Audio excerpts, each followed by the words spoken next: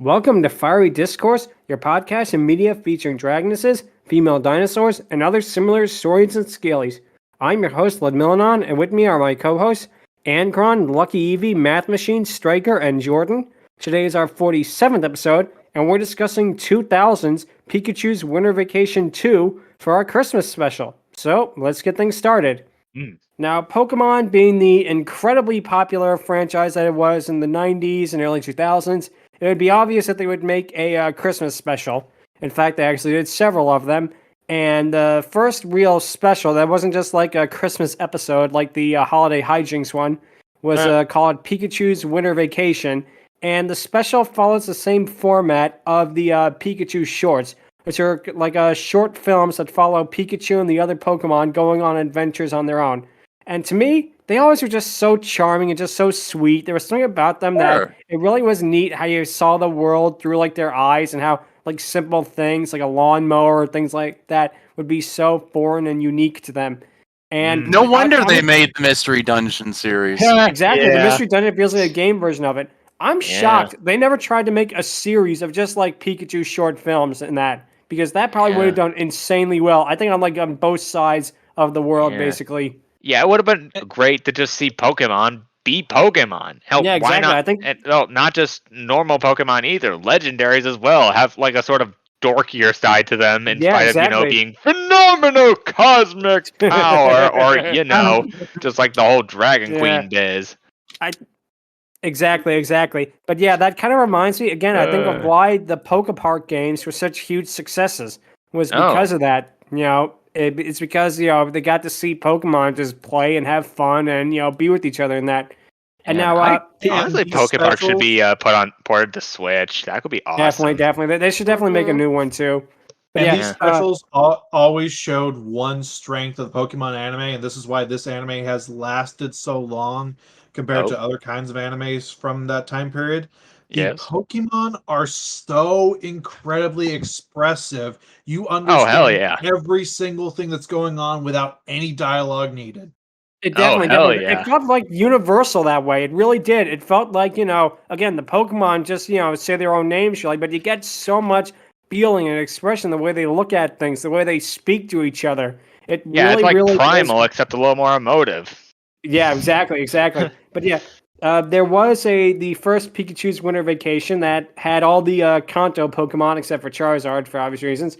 It was released in 1999 on VHS, and surprisingly, it never aired on TV in the West. It was only like direct-to-video, which you think that would have been like a slam dunk in the ratings, Pokemon it would have. Special, everyone would want to see that. That Kangaskhan for crying out loud. So what the heck? Adorable, absolutely adorable. But yeah, like what Matt said, is that it really showcases how the Pokemon react to things, because they're curious about things like Christmas cookies, Christmas stockings, and there's one part where they open up a music box and the whole group just crowd around it and they stare at it with complete wonder in their eyes. And it's really funny too. I mean, all the Pokemon shorts have really, really funny moments in them, and this is no exception, because Psyduck finds a bottle of champagne and he becomes obsessed with just shaking it all throughout the short. And oh god, it's great. Oh man. But yeah, Pikachu's Winter Vacation 2, of course, came out a year later in 2000, and by this time we were up to Johto in the Pokemon anime, so we get to see a lot of the Pokemon from there too. And the OVA begins with a holiday rap that is both really, really cheesy and is somehow also adorable at the same time. We get to see like Togepi, Pikachu, Heracross, Chikorita, all the others like breakdance. It's fun. It's just it's something that it's not probably good, but it is something that you can't just help yourself from smiling about. As a reminder, this is the 4Kids era of Pokemon. Indeed. Yeah. But yeah, like I say, the animation on the intro is also really well done. Kind of like how the anime as a whole had really, really good animation, better than I think a lot of people give it credit for. Especially some of these backgrounds, which are just like really, really phenomenal, especially in the second short, which we'll get to.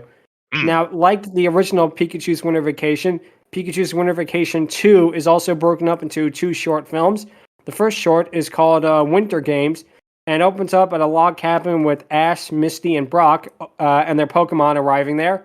And one thing that was interesting about all of the Pikachu shorts, none of the human faces were ever shown in any of them, which really made you feel like you were seeing it from the Pokemon's perspective. It almost reminded me of the early episodes of like Tom and Jerry and I can see why. I can definitely see too. But the three leave for town to go shopping, and then leave the Pokemon alone in the cabin. And it's here that you kind of realize that the Pikachu shorts, they're basically the Pokemon equivalent of Rugrats when you get down to it. Yeah, I got the same setup, right? I mean, they leave the Ash, Misty, and Brock are like the parents, and the Pokemon are like the babies, and they're just exploring and they're going on adventures on their own. Also reminds me a bit of Tiny Pickles.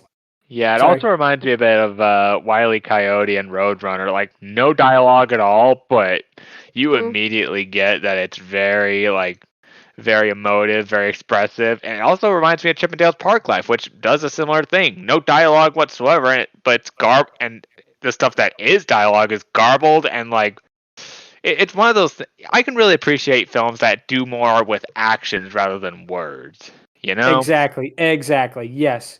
That's absolutely right there. And basically what happens is Pikachu is the one in charge, and Chikorita basically tries to push him out of the way, and Chikorita's dynamic on the show at this time, she was jealous of pretty much any other Pokemon that got close to Ash. Yeah, she was pretty much a straight-up diva for Ash. She was a diva. Yeah, definitely. And she wanted him all to herself. Like, if it wasn't Latias, then it would certainly be Bailey. Yeah. So looking at Bulbapedia, it takes place right after Ash got Chikorita. Yeah. I do not know that makes a lot of sense why she would be like that then, because she was recently caught by him, so it makes sense. Yeah, she's after the episode where Ash gets the Chikorita. Yeah, that's the golden girl, pretty much. Yeah. So what happens next is Pikachu, Togepi, and Vulpix wave goodbye to their trainers. Chikorita wants to get up and see, but she's actually knocked down by all the others. And one thing that's fun is, again, we get to see Pikachu's and the others' reaction is something that, how children would react to something. Pikachu accidentally blows on the glass and he frosts it up. And Squirtle and Bulbasaur try it, and they imprint their faces in the frosted glass. And all the Pokemon are just completely, their minds are blown by this. And there's a really cute moment where Togepi tries to do it, but because they're so little, they can't do one that's really big. And again, that's just a really cute moment. And again, Chikorita's upset, and she basically turns away from them out of anger. And one thing, again, like been repeated here, is that it really is amazing how much character is from these Pokemon, despite none of them speaking any sort of intelligible language for the most part. So anyway, another really good strength of the anime, and something that they realized to do early on is give each of the main characters Pokemon very distinct personalities and very exactly personalities. Even in other animes like the Gen 5, Gen 4, like a bunch of others, the Pokemon have very distinct personalities. Ash's Weasel is kind of a roughneck, taking no nonsense. Gengar is your, basic stereotypical prankster Gengar for the most part. Dragonite is a lovey-dovey, and we'll get to her later. Yeah, it's just but yeah, exactly.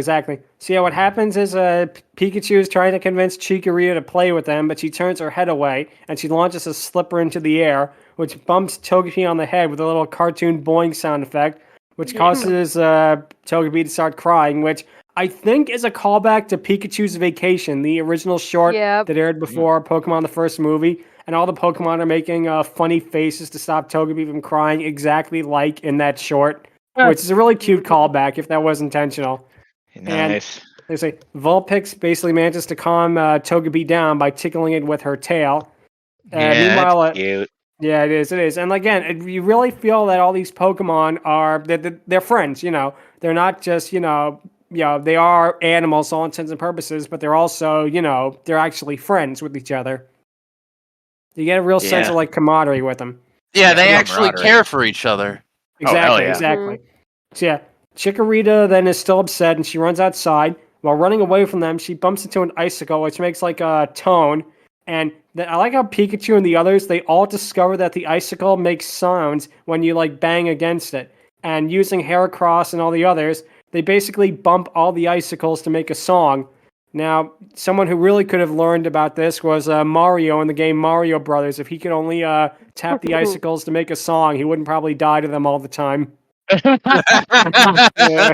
Okay, I see your point. Yeah, Chikorita then basically cuts him off because he's still upset by using Razor Leaf to knock down all the icicles and cause the others to get out of the way. There's a really funny gag here. Like I say, these shorts aren't like hysterical, but when they're funny, they're really funny. There's a really cute gag here where Geodude gets hit with the icicle and he's completely unaffected. He's like scratching his head in confusion over what that was that just hit him. I always love Geodude. It's just this really not thick, stupid thick, but just thick meathead kind of guy. It was just so hilarious. Yeah, it definitely works out. He kind of reminds you a little bit of a Goron, to be honest. I can definitely see that. I definitely can see that. But yeah, Chikorita then runs away again before she finds herself onto an ice rink, and basically she slides all over the ice, which reminds me a little bit of the scene with Kevin doing it in Home Alone. Then Pikachu falls into the ice as well and slides, and all the other Pokemon, again, are just completely amazed by this because, again, they've never encountered anything like this before.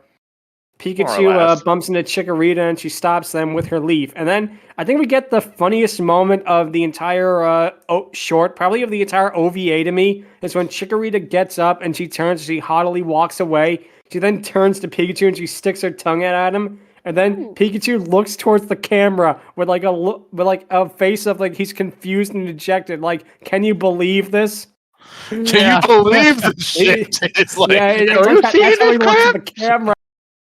And yeah, Chikorita, I think why it works because Chikorita just walks away so like prissily, and then she just turns and just like a child is like sticking out of her tongue. And that is just the timing of it is so well done. She is absolutely a freaking diva at this point. I'm honestly glad the diva. Yeah, I'm really glad they decided to ultimately like have that be dropped come later seasons because Bayleaf, for all intents and purposes, he's cute. Yeah. Yep. Yeah, keep in mind, folks, this is the same Chikorita that has canonically kissed ass. Like, not a lick, not like a nuzzling, like a straight up kiss. One of two Pokemon has done that with Ash. The ability of like the nature when one's Pokemon evolves from something cute and cuddly, like how it was when Charmander evolved into Charmeleon. He was poorly raised. And then he was like, I'm loyal to you, Ash. But then next thing you know, he just like he turned to Charizard, and he didn't care about Ash or anybody other than himself. Yeah, that lasted a long time too. Yeah, I really did not like that about the anime. Charizard basically straight up being all ignorant to Ash, despite reason happening.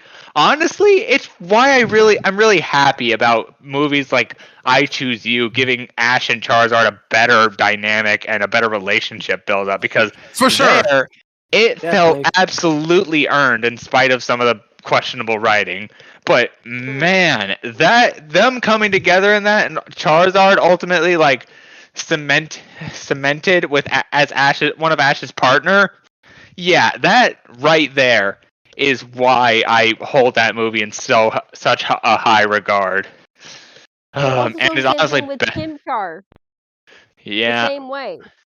He was abused because Paul was a total dick. Honestly, Ash that totally cares. Yeah, honestly, you bring up a good point with that. That is straight up just Ash's. That's basically just Ash's Chimchar. If he ultimately like sent this, oh boy. Basically, Chimchar is basically a Charmander.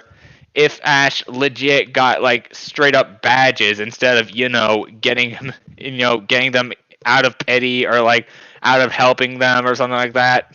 Mm-hmm. Oh man, this show is just bringing a little bit of a rise out of me in that regard. Yeah, I definitely can see why. I feel that. Yeah. But getting back to this though, all the Pokemon are basically ice skating, and Togepi is so adorable, just riding on his little shell. I mean.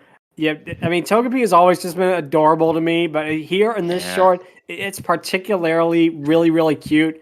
I like how Squirtle sees this and he wants to ride on his shell, and he tells Bulbasaur basically to push him, and Bulbasaur just looks at him with like disgust, and he pushes him away, and basically Squirtle ducks down into his shell and he spins all over the place. He knocks down all the other. It's like a Koopa Troop shell. It is. It really, really is. And he basically knocks down all the other Pokemon accidentally before Geodude stops him and another funny gag. And then, and like Geodude flexes in that, which again, really, really funny. Yeah, it's just Geodude. Great impressions, wow. But then we get to see Meowth show up, who usually appeared. I think Meowth showed up in every single Pikachu short. Yep. Usually when Wobbuffet was in the show, Wobbuffet would usually be with Meowth. But Meowth, I believe, was the only an intelligible talking Pokemon that would appear in like almost every single Pichu short. And of course, Meowth was voiced here in the 4Kids era by the late, great, and dearly missed Maddie Blaustein, who was a legend, an absolute legend of voice acting in that. Funny how I actually have a Pikachu's the Electro Pikachu comic. The 4th issue is signed by her. Ooh, that's awesome. That is awesome. Wow. That's cute. That's great. But Meowth basically tells them that they keep slipping, they'll get hurt, and he'll show them how to do it. But when he gets on the ice, he starts basically slipping and sliding everywhere. There's a really cute moment with Poliwag, and Chikorita do curling with Meowth. Which they're basically just wiping the area off, and it's just and he's smashing into a tree. And Chikorita is very much into that, like to a disturbing degree. I think she is straight up a masochist diva as a Chikorita. Yeah, basically. At this point she is. But then again, she was recently caught, so she might still be trying to learn things. Still got a rebellious streak in her nature. But then, Meowth does the exact same thing with Vulpix, which causes Bulbasaur to hit a tree almost exactly like how he did. And then we get to see Bulbasaur, who is beyond pissed at this, and he uses Vine Whip to spin Meowth all over the ice. And then, basically, we get Chikorita, Poliwag, and Vulpix, so using their tails basically to spin Meowth all over. And this is so funny, I think mostly because Maddie Blaustein screams of terror. They're just so hysterical, Oh, yeah. Meowth is being spun all over the place, And Squirtle is spinning off as well. The two of them bump into each other, and Meowth flies out of the ice rink, and we get a really cute reference with him, I'm blasting off again without Team Rocket. Terrible impression. So sorry about that. Even without Team Rocket, I'm blasting off. Exactly. And we even get a little star twinkle in the sky, which, classic. You can't beat that. Yeah, that's absolutely. Yeah, exactly. But now we get to see a little bit of character development for Chikorita, because now she's a lot more open to the others. She learns to get along with them, and they all get to play together. And then we get to see the trainers basically return, watching all the Pokemon play. How they knew the Pokemon were there is not explained. No, not explained at all. Misty telling Psyduck to be careful as he trips on the stairs, which, of course, Psyduck would do something like that. The guy is not too intelligent. But the first short ends with all of them returning back to the cabin with a nice shot of the ice rink, which shows off some beautiful background there. And then we get really strange...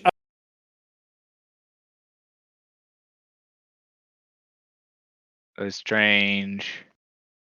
I think his mic is going in and out. Oh. I think he disconnected, actually. Sorry, me? I think he did. Yeah, I'm sorry. I'm here.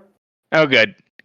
I'm here. Sorry about that. What happened is basically we get a very short segment involving multiple Hoppip. They're all bouncing on Snorlax's belly until Snorlax, he gets up briefly, he yawns, and he goes back to sleep. And the weird thing about this, at least in the upload I saw, there is no music and there is no sound in this part, which only makes it really, really stranger. There were probably sound in the original Japanese. Sorry, what? It felt like one of those video game loading screens. Exactly. It did feel like a loading screen. Exactly. It definitely felt like that. But and what really makes it strange is I feel like the original Japanese version, it must have had music or sound or something like that. But for some reason, they removed it completely in the dub, which makes it even weirder because we get this whole little 30-second, 1 minute long animated short with no sound, no nothing. It really is strange. And if I was a betting man, I'd say it was because four kids couldn't figure out a way to translate that from the Japanese style into an American style, so they just left it silent. Yeah, and the first Pikachu's Winter Vacation has a similar, pretty weird scene. It involves basically a rustic mansion house, and we get to see a snow falling outside. And then it slowly zooms out, and it turns out it's a bunch of tiny little Jigglypuffs instead of snow, which is very. That at least had noise. I like a Christmas Carol done by Jigglypuff, which kind of spoils, I guess, the punchline question mark. But it was cute. I will say it was adorable though. Yeah. That was an adorable one. But yeah, I do. then, So as for that Hop Pip and Snorlax things, it probably had music in the original, but here they were just like, no, let's keep it silent. Yeah, exactly. It felt really, really weird that way. Anyways. So, then we get, after this, a little bit of complete weirdness. We get to the second short, which is called Stantler's Little Helpers. And the second short begins at the cabin once again as all the trainers prepare to go to bed. It's Christmas Eve. We get to see Pikachu entertain Togepi by making various faces and doing impressions, which is something that's cute because Pikachu has been shown to do this a lot throughout the anime. So the fact that they, kept doing it from here and pretty much kept with it, I think, for the entire series, that Pikachu does really, really good impressions of other Pokemon. Oh, hell yeah.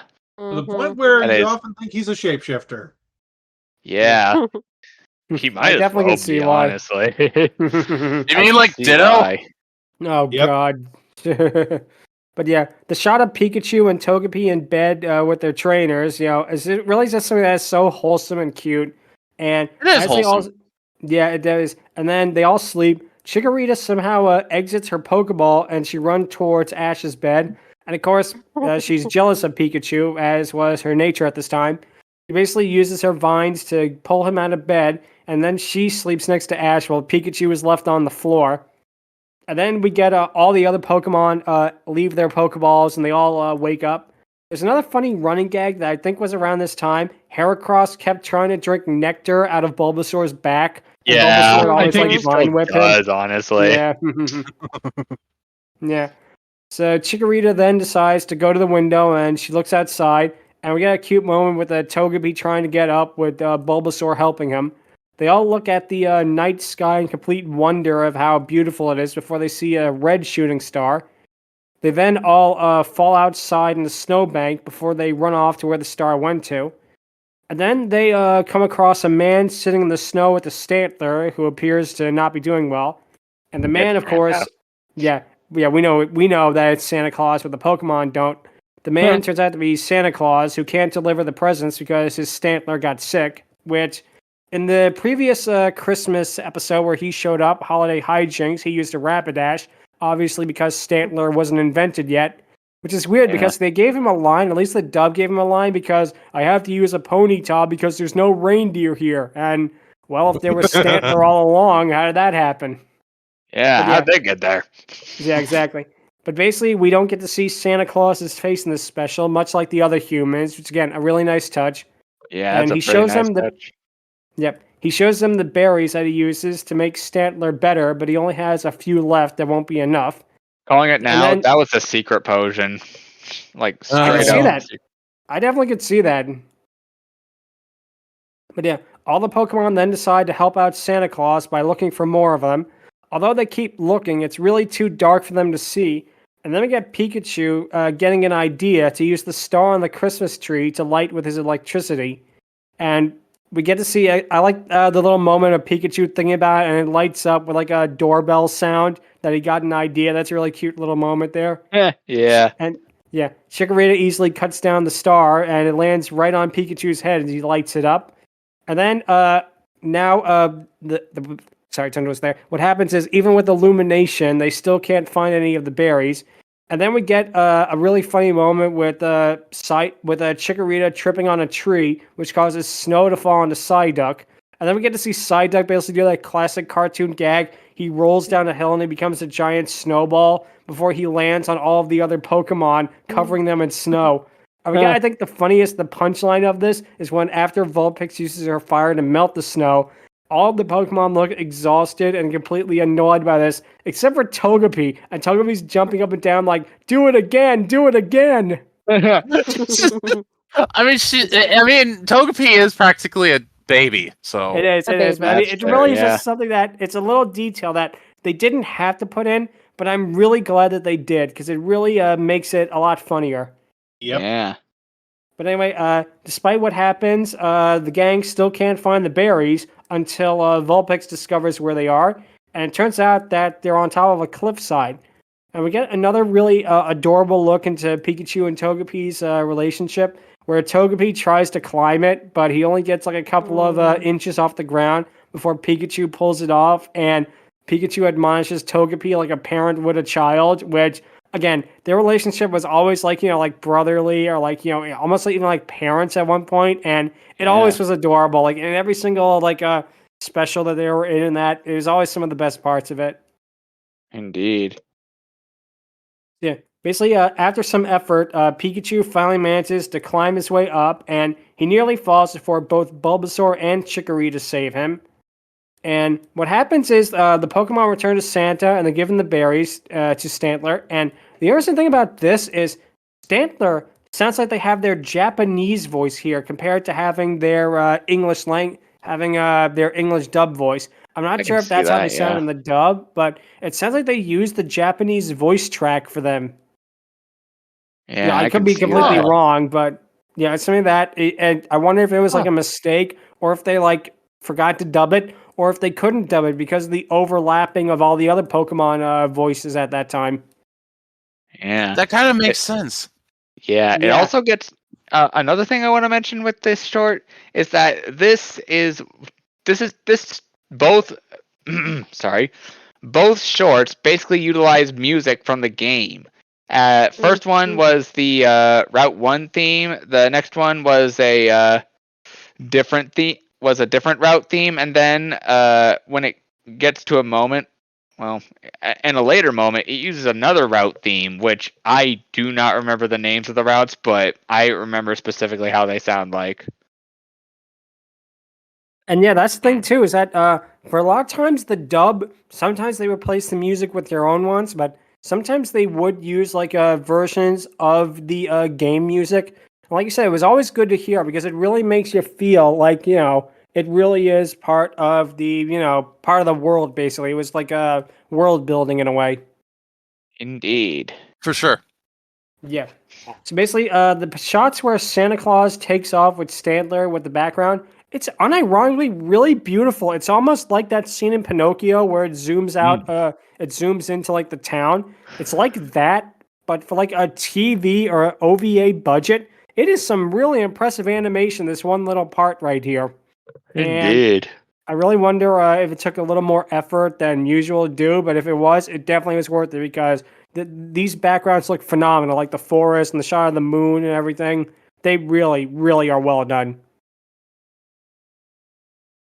So yeah, what happens is the short basically ends the next morning with Ash, Misty, and Brock. They wake up and they see their presents.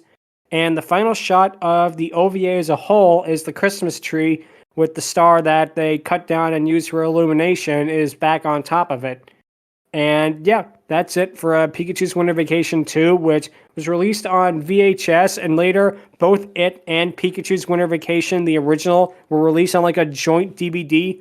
Both of them are very hard to come by nowadays. They go for some pretty expensive prices on like websites like Amazon and eBay and that. So thankfully they are available on file sharing sites as well.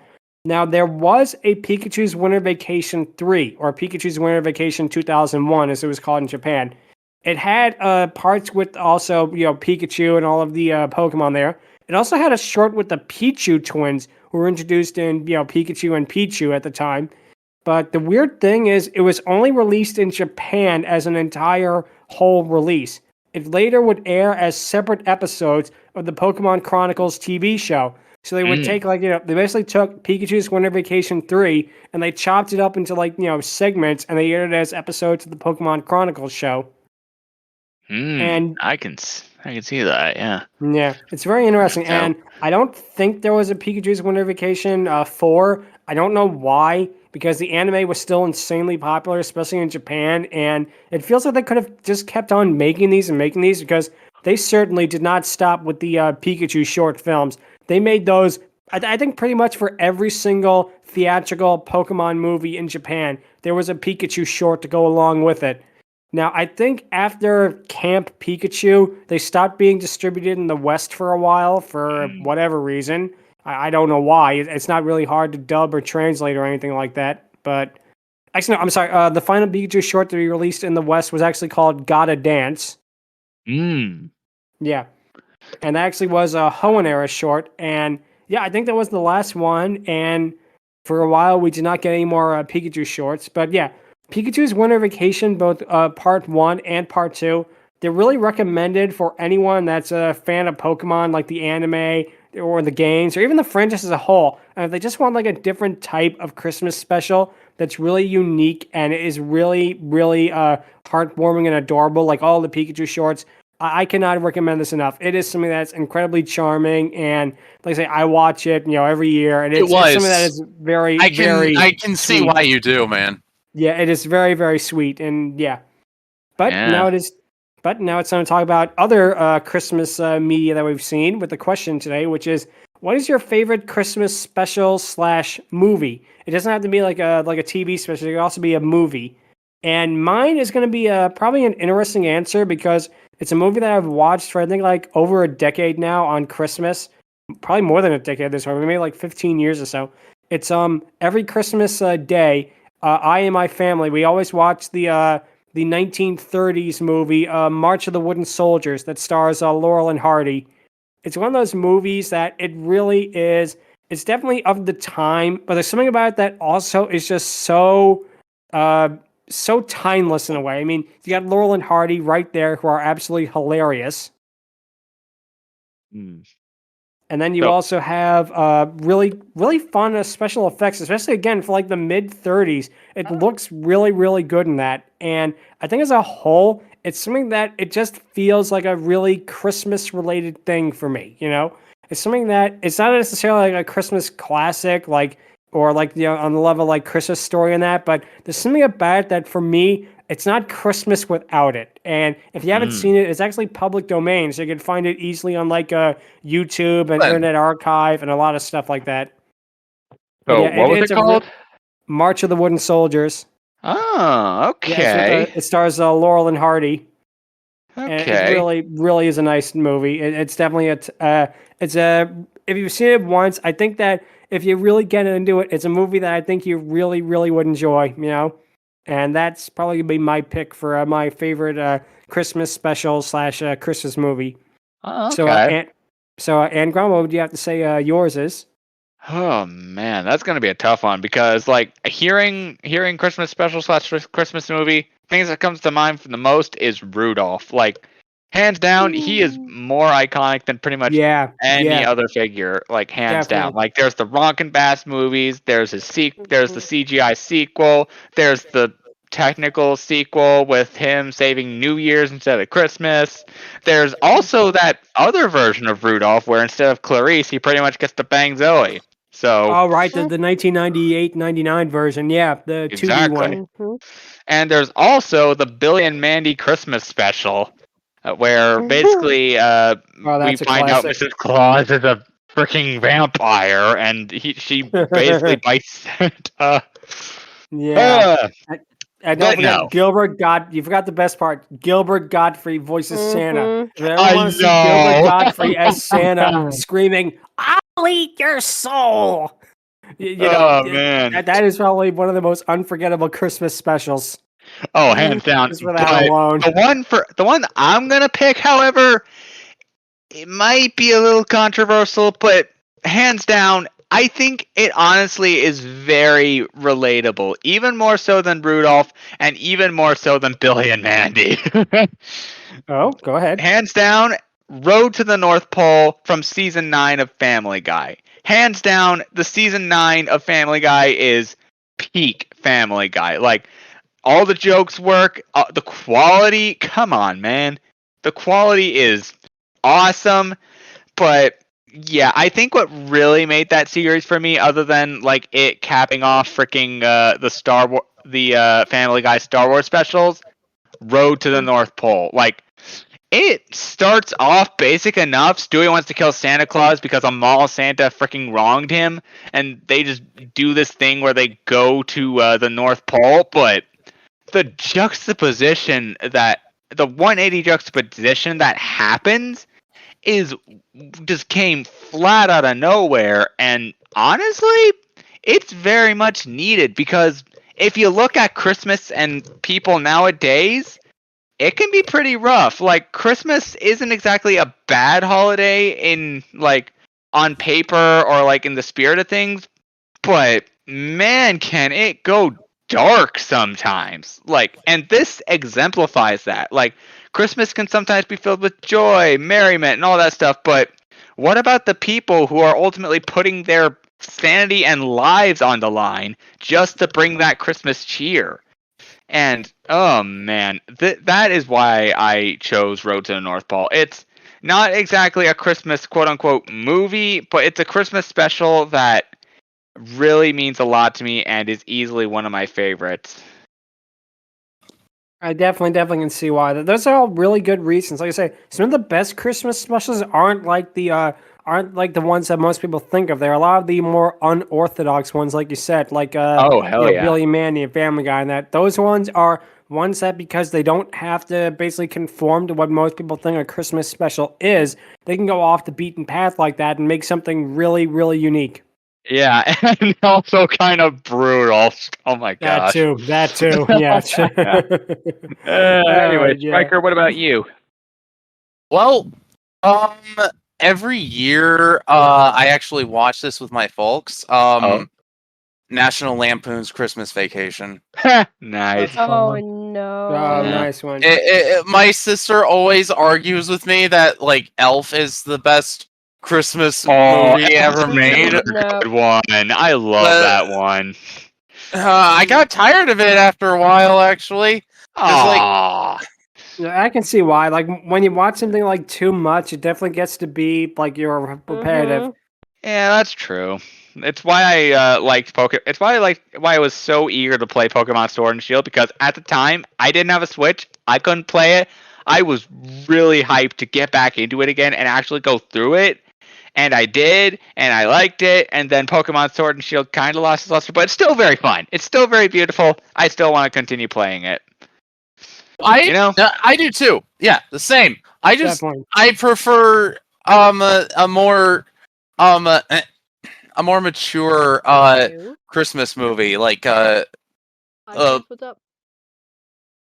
Implying that Elf wasn't mature in any way, me. shape, or Well, form. no, it's just like how it was just more of what I enjoyed. Oh, okay. Yeah, I definitely can see that. Mm-hmm. But I will also say, as a special mention, The Nightmare Before Christmas. Oh yes, Yeah. yes. That is a stone cold classic right there. Oh, That hell is- yeah. Yeah. Hell It's yeah. like my favorite Disney movie ever made. It's like my favorite Disney movie ever made. I So, can see yeah. why. I can see why Movie it's or a classic Christmas for a reason. movie? Yes. Yeah. Can I go next before I have to leave? Go Okay. ahead. Go course, ahead. yeah, Go right go ahead. right By all ahead. means, go right ahead. Yeah. I am a Christmas fanatic. I grew up in the 90s, and I grew up when I was young. We watched the Rankin Bass, Rudolph the Red-Nosed Reindeer, from Frosty to Little Drummer Boy, all the way through.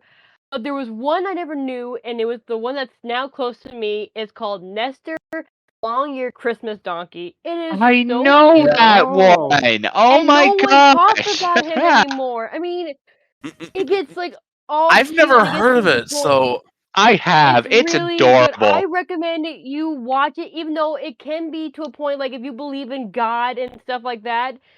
It's a scale, but point is, I love how it can be dark and how realistic, like how people treat other people different. You see Nestor, this cute little donkey who has the longest ears ever. His mom tries to like make him feel better. Like, doesn't matter what they say, Nestor, you are beautiful just how I always love you. And it's during the Roman time where they needed donkeys to, work for the emperor. The Romans during the time. picked, but he gets the guards get like fooled, like, wait a minute, this donkey is a freak. You spend money, you give me a lousy money on a freak donkey. You don't get your money for what you sold me. And Nestor gets kicked out of the farm, and it's a blizzard. Nestor's mom comes up and finds him, covers him up as any mother would do, and it gets so, like, it hits you in the heart when you see it does. Nestor crying, Honestly, and I'm like, yeah, honestly, I Choose You did the same thing. Just, oh yeah, man. when you just see this claymation of this poor little thing just crying like he lost his mother, and then you just feel like the hatred you get with Nestor because he's going around. But then to a point, you see him with Mary and Joseph, and he's like, he hears this angel that tells him, like, do what anyone would have done with you, protect them with everything you have. And he wraps his ears on Mary as they get through the sandstorm. They get to the destination of the manger, and it's just so beautifully done. Honestly, It honestly reminds me a bit of a Christian version of Rudolph or freaking Dumbo, and it does, man, and it's funny how it crosses over when the opening we all see this normal donkey at the North Pole. He talks about, like, oh yeah, my ancestor is Nestor, who carried Mary on their way to Jerusalem or whatever, and we see Rudolph coming in, Rudolph flying off, leading Santa's way, and then later on at the end, we see Santa, his team, his reindeers, and we see Rudolph about, like, all just singing this song in the end, and it's just so cool how they crossed over with Nestor and Rudolph. I'm like, oh, that's just so cute. I'm sorry, when was this again? You have to look it up. I have to go because my roommate's gonna come pick me up. We gotta go do some shopping. Oh, okay. All right, later, Jordan. It's a good movie. Ranking of Chikorita, really quick. Yeah. She's basically me. I give her a sass of 7 because it's what every girl sees when they find a cute guy that they totally think, oh yeah, this is my person, my man. You all can back the heck up, but y'all you try can to fuck get off. that from a girl's point of view. Oh, That's hell my opinion yeah. for Chikorita. All right, 7 out of 10. Great. See you later, Jordan. Oh man. Yeah. From 77, so the heyday of the Rankin Bass stop motion animation. Oh man, that is. Yeah, that's a really good pick right there. So that is a good pick. Yeah. So speaking of that, Math, what would your pick be? My original go-to back when I was younger, before my actual pick came out, was the Chuck Jones "How the Grinch Stole Christmas." That one I absolutely agree with. That is an all-time classic right there. That is something that, yes. I used to watch that every single year until this new one took its place, and it was just such a good short, and it distilled perfectly everything Seussian into that 24-minute special. Oh yeah? And then the thing that finally dethroned it is it's a relatively new movie, but it's probably the best, at the very least, modern animated Christmas movie. In my opinion, it's probably bordering on the best animated Christmas movie, period. Klaus. Yes. 1,000%. Yes. Wait, which movie? Klaus. If you Klaus. It's a Netflix original retelling of the origin of Santa. I will look at it. The animation you definitely should. It is incredible. So it's the is gorgeous. The storytelling in it is at times goofy, but just overall very well done. It does the theme of giving and caring incredibly well, better than basically any other Christmas movie I've ever seen. What was it called again? Klaus. Klaus, as in Santa Claus. Oh, that's right. That movie. It was a Netflix movie, right? Yep. Awesome. Right. Good on you. Animated by a guy who used to animate at Disney, by the way. Oh yeah, he used to be one of the Disney Renaissance guys. Nice. It was so good. Even as a Christmas movie, it was nominated as best animated for 2018 at the Oscars. Lost, but the fact that it even got nominated was astounding. I know it really, and it deserved it. It definitely 1,000% deserved it. Yep. Oh yeah, I might need to look at this now. You definitely should. You definitely 1,000% you should. Yeah, if anybody listening to this gets one thing from this, I really hope it is that they give Klaus a chance if they haven't before. It is a fantastic movie. Yeah, really it great. definitely is. I mean that right there is such a fantastic choice. And Eevee? Yep. It's not technically a Christmas special, but it basically is. What is Another it? Pledging Tree from Pokemon X and Y.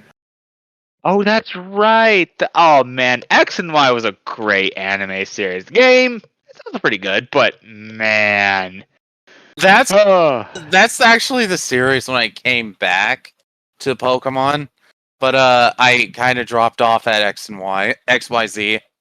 Oh, that's a shame. Mm. Because XYZ is really amazing. Like, it really bolstered Ash and got him prepped for Gen 7 and Gen 8, and it works. Like, it really does work. Like, greater success rates, the fact that he has a crush that I ship way more than Misty and Iris, the priss that she is in that anime. And Okay. honestly, even more so than Bayleaf and Latias, but we're getting ahead of ourselves. But yeah, that's a really great episode. And it's a really great... Yeah, man. I'm gushing now. Yeah, I definitely can see why. Because the anime as a whole really is really has a lot of good episodes like that. Yeah, it really does. So, All right. now it is time for the ranking of the episode for Chikorita. We already heard from Jordan, who, in case you didn't hear, she gave Chikorita a 7 out of 10. I am actually going to give her a higher score than that because I feel like even for just going on this short alone, not going on anything else of her in the anime, if you just look at her even in this little short film, she has so much character and character development.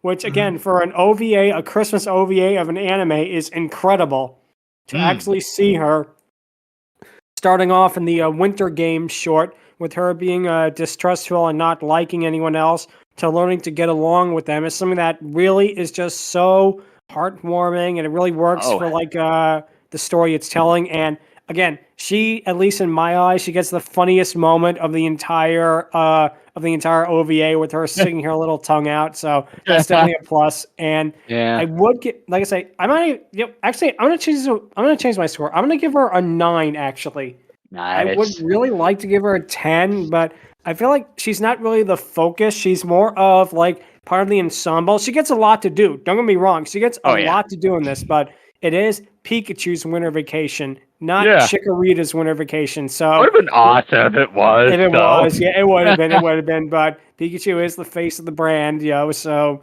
but I feel like as a whole, she gets so many good moments. She gets a lot of good funny moments.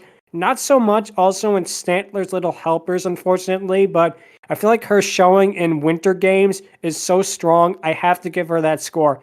It was 9 out of 10 for me because she is just fantastic in this.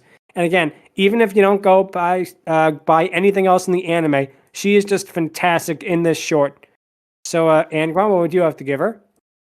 I'm gonna do one lower because everything you said applies, but oh man, sometimes her press moments can be hit or miss. She's not intentionally okay, that's not true. She's absolutely masochistic at some points if the curling scene didn't give it away. Oh man. But I will admit, curling scene. the curling scene. The fact that she later evolves into Bayleaf and she very much develops as a character in this short. Basically everything you said applies here, and I will ultimately give her an 8 out of 10 for that fact. Chikorita is my favorite Johto starter, but she's definitely up there as my favorite, hands down. I definitely see why. So, sorry, Stryker, what would you have to say? I said it once before, and I will say it again. Yeah, she is my favorite Johto starter, and Nice. I will absolutely give her a 9. Nice. You know what? I think I might change mine to a 9 as well. Okay, It's Christmas after all. Yeah, I've got to do it in the Christmas season. You know, it's the spirit of the season to be jolly. Yeah, exactly. Yeah. Yeah. So, Math, what would you have to give her? So I am going to preface this by saying that I am highly biased towards the grass starters. Nice. Every generation, they've always been my favorite. I mean, I can understand why. You know, like hell Bulbasaur. Bulbasaur definitely was a surprising pick. entirely, yeah. In the anime, he's just always been my favorite Pokemon. I love how he has evolved into basically an old school Yakuza style boss. Like if you ever seen Jinbei from One Piece, that kind of presentation to him. Oh yeah, Jinbei. He's actually one of my favorite characters. Wait, who are you talking about? Bulbasaur is effectively like Jinbei from One Piece. The whale shark I see what you mean. Honestly, Bulbasaur's my favorite. I mean, I love Charmander. Squirtle's pretty badass as well, but come on. Bulbasaur, hands down. Yeah, and Bulbasaur being the boss that he was, just made me love all the grass starters for every single generation. Yeah, it's got the pudge, it's got the booty, it's got everything, honestly. What more do you need? So yeah. I love how expressive Chikorita is. I love how much of a personality she is. I love that instead of just going with the rest of the Pokemon that they usually have, where she's just constantly happy, jolly, all that, they actually made her a diva. And it's just so hilarious to me every time she just gets into shenanigans. She's a 10. Oh, wow. Nice. I can see why she's a 10 for you. Yeah, I can definitely see that too. Grass starter bias all the way over here. I love how much of a diva she is. It's adorable. Oh, she is. She is. There's no contest. Right. Yeah, she's absolutely so great. And Eevee, what would you have to say? 10 out of 10. I just love Chikorita in general. Wow. I do have a Chikorita bias as well. Wow, Chikorita now. I take Chikorita every chance I get. Wow, so Chikorita actually has one of the highest scores on the Dragoness Scale so far, which she deserves because she is a good girl. Exactly. She could have gotten perfect 9 or perfect 10, but this will do it. Can't have anything. So can't have everything, unfortunately. So that's going to be it for this episode. If you have any questions, or if you want to tell us if you want to make it a Christmas tradition to watch Pikachu break dance, you can email us at fierydiscourse@outlook.com or visit us on Twitter at twitter.com/fierydiscourse. Next week, we'll be talking about the 1967 Lost in Space episode, The Questing Beast. It's going to be really interesting going back to 60s TV to see how they did a Dragoness on there, though she is voiced by June Foray, so that will be very interesting. Until then, thank you guys so much for listening, and Merry Christmas! Merry Christmas, yeah. Merry Christmas, y'all. Everybody listening to this has a wonderful Christmas, and we'll see you all next week. And thank you guys so much for listening. And until then, adios. Yep, later, folks. Merry Christmas, everyone. Merry Christmas. Peace. Adios.